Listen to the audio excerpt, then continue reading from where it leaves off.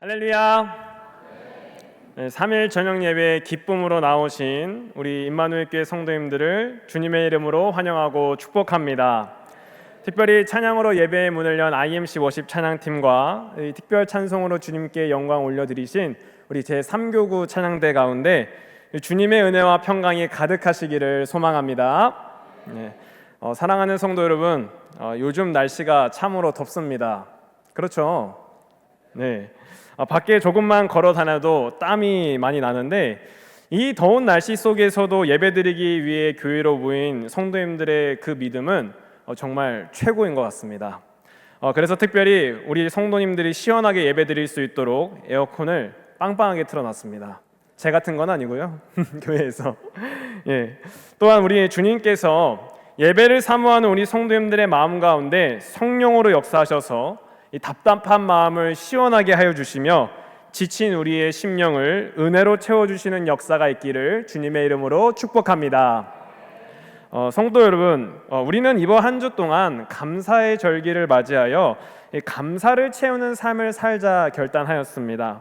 성도님들께서는 이 결단을 잘 실천하고 계십니까?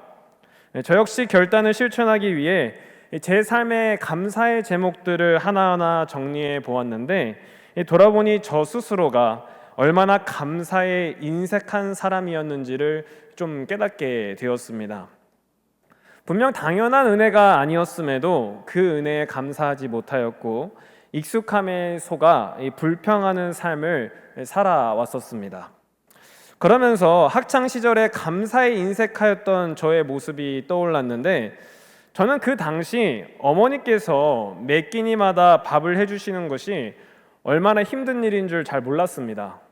그래서 제 입맛에 좀 맞지 않는 반찬이 나오거나 똑같은 반찬이 나오면 어머니께 불평하거나 반찬 투정을 부리곤 했습니다. 그런데 하루는 제가 저녁 식사를 차리고 계신 어머니 옆에서 뭐야, 또 오늘 이 메뉴야? 이렇게 불평한 적이 있었는데 그 말이 끝나기가 무섭게 어머니는 저에게 강력한 등짝 스매싱을 날리셨고 저는 반찬 투정을 한 대가로 그날 저녁을 굶어야 했습니다. 저는 그렇게 굶주린 배를 부여잡고 반성하면서 감사하지 못하는 자에게는 밥은 없다 라는 이 중요한 이 인생의 교훈을 깨닫고 그 이후로는 절대로 반찬 투정을 하지 않고 어머니께서 차려주시는 대로 감사히 밥을 먹었습니다. 한 달 내내 곰국이 나와도 감사, 카레라이스가 일주일 내내 올라와도 감사, 음식이 짜면 밥을 더 먹으면서 감사, 음식이 싱거우면 김치를 더 먹으면서 감사, 그렇게 무엇을 만들어 주시든지 감사히 먹는 자녀가 되었습니다. 그래서 저는 지금도 반찬 투정을 거의 하지 않습니다. 아마 임마누엘 교회 식당에서 가장 밥을 맛있게 먹는 목회자가 저인 걸로 알고 있습니다. 그리고 이 경험을 통해 저는 감사하지 않으면 내가 누리고 있는 은혜마저 잃어버릴 수 있다는 인생의 중요한 교훈을 배우게 되었습니다. 성도 여러분, 이러한 원리가 꼭 반찬 투정에만 해당되는 것일까요? 그렇지 않습니다. 하나님의 은혜로 살아가고 있는 성도가 반드시 기억해야 될 신앙의 교훈입니다. 우리는 종종 하나님께서 베푸시는 은혜를 너무 익숙하게 여기고 주님의 풍성한 자비하심과 돌보심을 너무나도 당연하게 생각하며 살아가는 경우가 종종 있습니다. 오늘도 우리가 숨을 쉴 수 있는 것, 먹고 마실 수 있는 것, 가족과 함께 행복할 수 있는 것, 주님을 예배드릴 수 있는 이 모든 것이 결코 당연한 것이 아닌데도 말입니다. 사랑하는 성도 여러분, 하나님의 은혜는 그 무엇도 그 하나도 당연한 것이 없습니다. 그래서 우리는 어떻게 살아가야 되느냐? 날마다 감사를 채우는 삶을 살아가야 되는 줄 믿으시기를 바랍니다. 그렇다면 우리는 어떻게 감사를 채우는 삶을 살아갈 수 있느냐? 어떠한 삶의 모습이 이 하나님께 영광을 올려드리며 주님께 감사하는 성도의 삶이냐? 이 질문에 대한 답을 오늘 우리는 누가복음 17장의 말씀을 통해서 함께 발견해 보고자 합니다. 오늘 나누는 말씀을 통하여 하나님의 은혜에 감사로 가득 채우는 삶을 살아가시는 우리 임마누엘 교회 성도님들이 되시기를 간절히 소망합니다. 감사로 가득 채우는 삶을 살기 위해서는 어떻게 해야 되는가? 첫째로 주님께 은혜를 구하는 겸손함으로 시작해야 합니다. 우리 본문 11절과 12절의 말씀을 다 같이 합독하시겠습니다. 준비 시작. 예수께서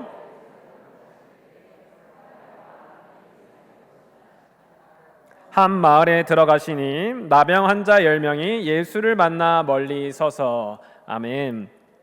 자, 본문 11절과 12절의 말씀을 보면 예수님께서 예루살렘으로 가시기에 사마리아와 갈릴리 사이를 지나가셨고 그 길 한가운데 있었던 한 마을에 들어가셨다 성경은 기록하고 있습니다.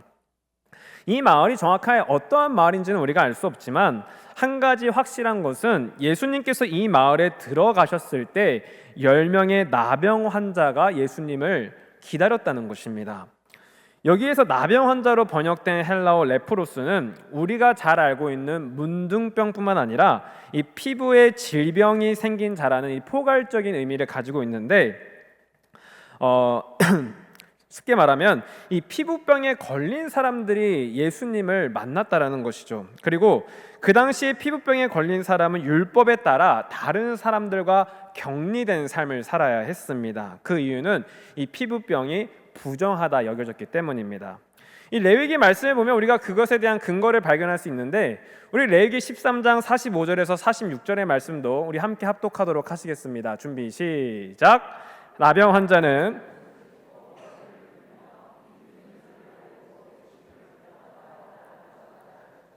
병 있는 날 동안은 늘 부정할 것이라 그가 부정한즉 혼자 살되 진영 밖에서 살지니라. 아멘. 자, 말씀을 보면 나병 환자는 자신 스스로가 부정하다 외쳐야 했고 병이 있는 동안에는 부정했기 때문에 진영 안에서 보통 사람들과 사는 것이 아니라 진영 밖에서 격리된 삶을 살아야 했습니다.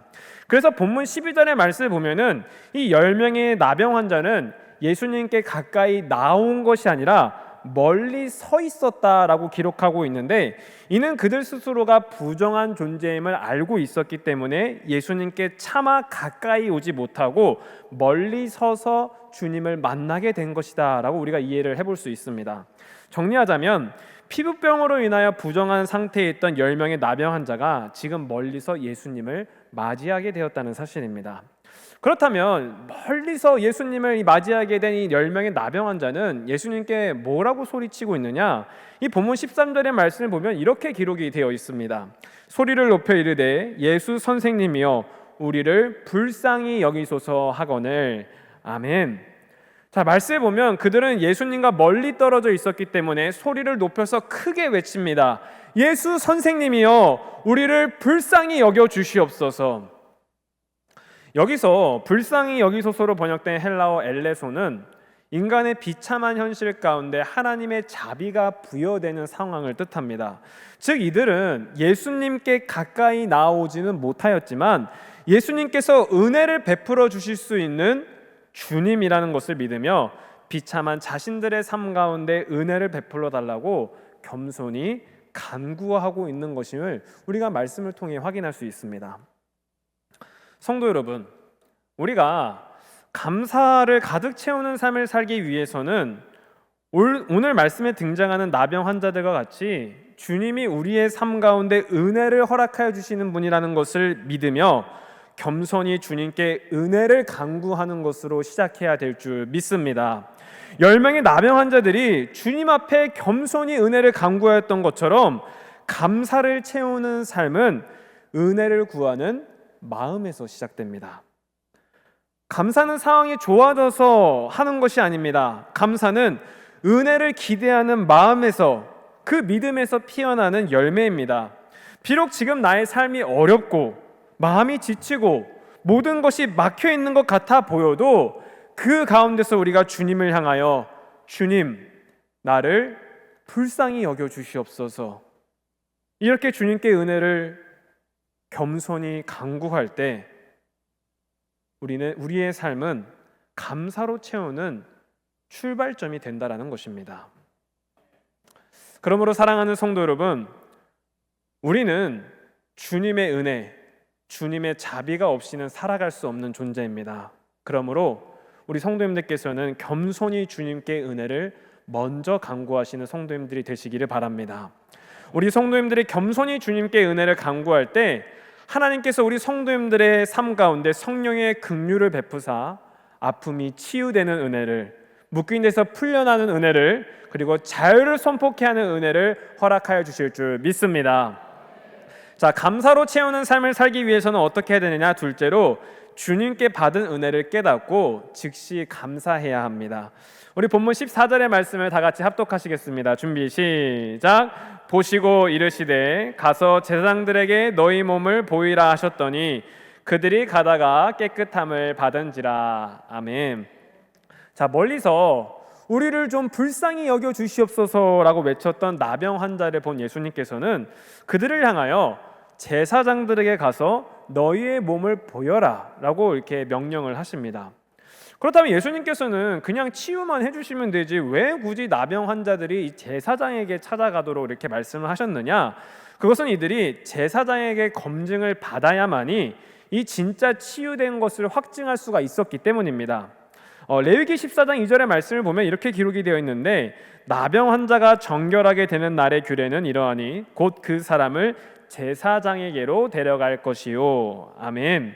자, 말씀에 보면 나병 환자가 정결하게 되기 위해서는 제사장에게 데려가고 제사장이 나병 환자의 상태를 보고 그가 다 나은 것을 확인하게 되면 제사를 드림으로 그가 공동체로 복귀하며 사회적인 신분을 회복할 수 있도록 그런 율법이 존재하였습니다. 이러한 이유 때문에 예수님께서는 나병 환자들에게 제사장을 찾아가라 말씀하셨는데, 그런데 말씀을 정확하게 보면은 이 그들이 제사장에 가서 몸을 확인했을 때 나은 것이 아니라 그들이 가다가 깨끗함을 받았다라고 성경은 기록하고 있습니다. 이는 나병 환자들이 제사장에게 몸을 확인하라는 예수님의 명령에 순종하며 나아갈 때 병이 치유되는 역사를 그들이 경험하였다는 사실입니다. 즉 예수님은 겸손히 긍휼을 구하였던 나병 환자 10명 이 모두에게 동일한 치유의 은혜를 베풀어 주셨다는 사실이죠. 자, 그런데 오늘의 말씀에서 중요한 것은 이 나병 환자들이 예수님의 말씀에 순종하여 제사장에게 가는 길에 치유받은 사건이 아닙니다. 오늘 본문의 핵심은 이 이후의 사건에 대해서 우리가 살펴보아야 합니다. 우리 본문 15절과 16절의 말씀을 다 같이 합독하시겠습니다. 준비 시작. 그 중에 한 사람이 자기가 나은 것을 보고 큰 소리로 하나님께 영광을 돌리며 돌아와 예수의 발 아래 엎드려 감사하니 그는 사마리아 사람이라. 아멘. 말씀에 보면 예수님의 은혜로 치유받았던 10명의 나병 환자 중에서 한 사람이 자기 몸을 나은 것을 보고 큰 소리로 하나님께 영광을 돌립니다. 그리고 16절의 말씀을 보니 그는 예수님께 돌아와 발 아래에 엎드려 감사를 고백하였다. 성경은 기록하고 있습니다. 이를 통해서 우리가 알 수 있는 사실은 예수님의 은혜로 10명의 나병 환자가 모두 치유의 은혜를 받았지만 그 중에 하나님께 영광을 돌리며 예수님께 돌아와 감사를 고백한 사람은 오직 한 사람밖에 없었다는 사실입니다. 성도 여러분, 우리는 이러한 성경의 말씀을 통해 사람이란 존재는 하나님의 은혜를 입는다고 해서 모두가 그 은혜에 즉각적으로 감사하지 않는다는 사실을 발견할 수 있습니다. 그리고 이러한 모습은 성경 속의 인물뿐만 아니라 우리의 삶의 모습 속에서도 종종 발견할 수 있는데, 예를 들어서 우리가 어려운 기도 제목을 내놓고 온 성도님들이 함께 기도합니다. 그런데 그 기도가 응답이 되면은 함께 기도해 주신 우리 성도님들께는 정말 감사하다고 인사하는 데 익숙하지만 정작 그 응답을 해주신 하나님께 가장 먼저 무릎을 꿇고 영광을 돌리는 데는 인색할 때가 있습니다.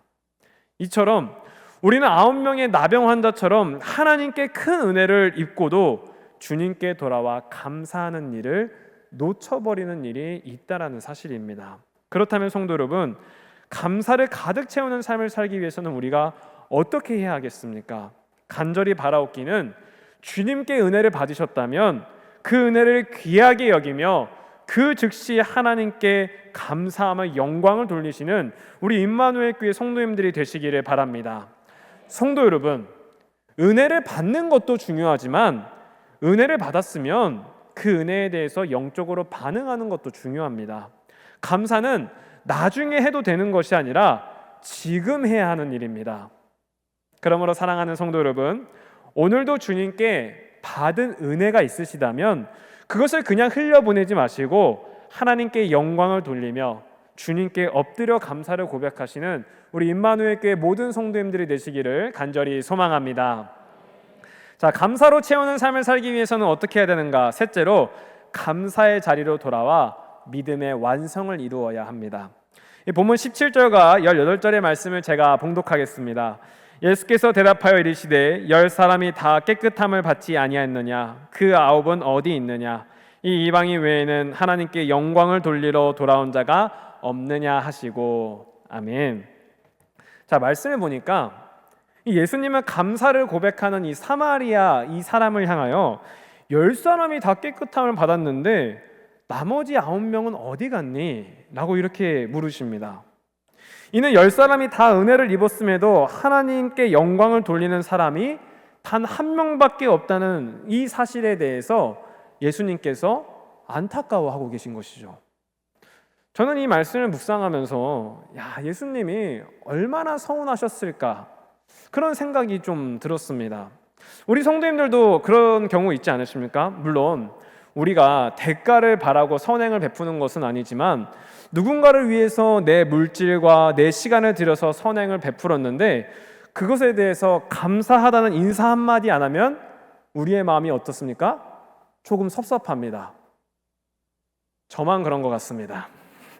교회 일도 그렇지 않습니까? 물론 우리가 주님을 위해서 그리고 성도님들을 섬기기 위해서 자발적으로 사명을 감당하고 있지만 그것에 대해서 감사하지 않고 당연한 일이라 생각한다면 이 사람의 마음이 참으로 어려워지기 마련입니다.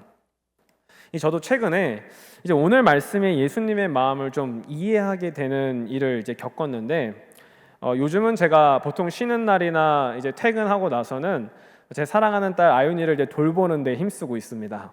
예. 근데 하루는 이제 제가 딸을 돌보고 있는데 계속해서 우는 겁니다. 그래서 저는 열심히 배운 대로 기저귀도 갈아주고 일어나 움직이면서 살살 등을 토닥여주기도 하고 이 자장가 대신 찬송가 301장을 30번씩 부르면서 달래고 있는데 도저히 이 아이가 울음을 멈추지 않는 겁니다. 오히려 제가 달래줄수록 제 귓속에는 나 죽네 하면서 더 열심히 우는 겁니다. 그래서 결국 보다 못한 아내가 저에게 아기를 데려갔는데 이 아내가 아기를 달래주니까 5분도 채 지나지 않아서 이 아기가 잠에 빠지는 그런 놀라운 일을 제가 경험하게 되었습니다. 그런데 그 모습을 보면서 제 마음속에 어떠한 마음이 들었냐면 얼마나 서운하던지 나는 이 아이를 위해서 최선을 다했는데 물론 제 딸이 의도적으로 그렇게 한 것은 아니겠지만 뭐가 제가 노력한 것에 대해서 전혀 알아주지 않는 것 같아서 살짝 서운했던 그런 마음이 들었던 것을 우리 성도님들과 좀 나누려고 합니다. 아직 저는 아빠로서 좀 부족한 것 같습니다. 자, 그런데 성도 여러분, 우리가 이렇게 작은 일에도 서운해하는데 우리의 삶을 구원하여 주시고 우리의 삶을 산성과 같이 지켜주시고 때에 따라 은혜를 주시는 하나님의 은혜를 잊고 살아간다면 우리가 믿는 하나님께서는 얼마나 서운하시겠습니까? 그래서 마지막으로 우리가 감사를 가득 채우는 삶을 살기 위해서는 어떻게 해야 되느냐? 감사의 자리로 돌아와 믿음의 완성을 이루어야 합니다. 주님께 영광 돌리는 예배의 자리를 다시 찾아야 하고 이 예배를 통해서 주님께 감사를 고백하는 믿음의 삶을 살아야 합니다. 성도 여러분, 예수님께 은혜를 입었던 10명의 나병 환자 중에 오직 한 사람만이 감사의 자리로 돌아왔습니다. 그리고 예수님께서는 그를 향하여 이렇게 말씀하십니다. 우리 본문 19절의 말씀을 다 같이 합독하시겠습니다. 시작. 그에게 이르시되 일어나 가라, 내 믿음이 너를 구원하였느니라 하시더라. 아멘. 예수님은 감사의 자리로 돌아온 이 한 사람을 향하여 내 믿음이 너를 구원하였다 말씀하십니다. 이는 이 나병 환자가 피부병만 치료받은 것이 아니라 그의 영혼이 하나님께 구원받았다는 사실을 성경이 전하고 있는 것입니다. 성도 여러분, 주님께 받은 그 은혜를 잊지 말고 감사의 자리로 이 영광을 올려드리는 자리로 돌아오시기 바랍니다. 그리고 여러분들이 이 예배의 자리에 나와 하나님께 감사를 고백할 때 그 믿음은 반드시 결실을 맺게 될 줄 믿습니다. 그러므로 사랑하는 성도 여러분, 날마다 하나님께서 베풀어 주시는 은혜에 감사하기 위해 예배의 자리를 더욱 힘써 지키시기 바랍니다. 그리고 하나님께 감사로 영광 돌리며 여러분들의 믿음을 완성해 나가시는 모든 임마누엘 교회 성도님들이 되시기를 간절히 소망합니다. 사랑하는 성도 여러분, 오늘 우리는 예수님께 치유받은 10명의 나병 환자의 이야기를 통해서 이 감사를 가득 채우는 삶을 살기 위해서는 우리가 어떻게 살아야 되느냐 함께 은혜를 나누었습니다. 감사는 주님 앞에서 엎드리는 겸손에서 시작되며 은혜를 깨닫는 즉시 영광을 올려드려야 하며 마지막으로 감사의 자리에 돌아올 때 완성되는 것임을 기억하시기 바랍니다. 하나님을 향한 감사는 단지 고맙습니다라는 말 한마디로 그 한마디가 전부가 되는 것이 아닙니다. 감사는 하나님의 일을 기억하는 것이고 그분의 손길을 놓지 않겠다는 믿음의 고백이며 삶의 자리에서 다시 예배의 자리로 돌아오는 그리스도인의 결단입니다. 그러므로 사랑하는 성도 여러분, 오늘 우리 IMC 워십 찬양팀이 찬양했던 것과 같이 내가 숨을 쉬는 것도 감사, 나를 구원하여 주신 것도 감사, 내 뜻대로 안 돼도 감사, 인도하여 주신 것도 감사, 모든 것을 감사, 이렇게 고백하며 오늘 하루도 감사로 채우시는 우리 모든 임마누엘 교회 성도님들이 되시기를 주님의 이름으로 축복합니다. 기도하시겠습니다. 사랑과 은혜가 풍성하신 하나님 아버지, 오늘도 말씀으로 우리의 마음을 어루만져 주시고 세상이 줄 수 없는 귀한 은혜로 우리의 삶을 채워주시니 감사드립니다. 주님, 우리는 주님께 받은 은혜를 자주 잊고 살아갑니다. 우리가 오늘 하루의 삶을 살아갈 수 있는 것도 감사하고 이렇게 예배드릴 수 있는 것도 감사한 일인데 우리는 익숙함에 속아 감사를 잃어버린 채 살아가고 있습니다. 이 시간 감사하지 못한 우리의 연약함을 주님 앞에 회개하오니 주여 용서하여 주시옵소서. 그리고 이 이후로는 오늘의 말씀을 기억하여 더 이상 주님의 은혜를 그냥 흘려보내는 삶이 아니라 겸손히 주님께 은혜를 간구하며 예배의 자리에 돌아와 감사와 찬송으로 영광 돌리는 삶을 살아갈 수 있도록 은혜를 허락하여 주시옵소서.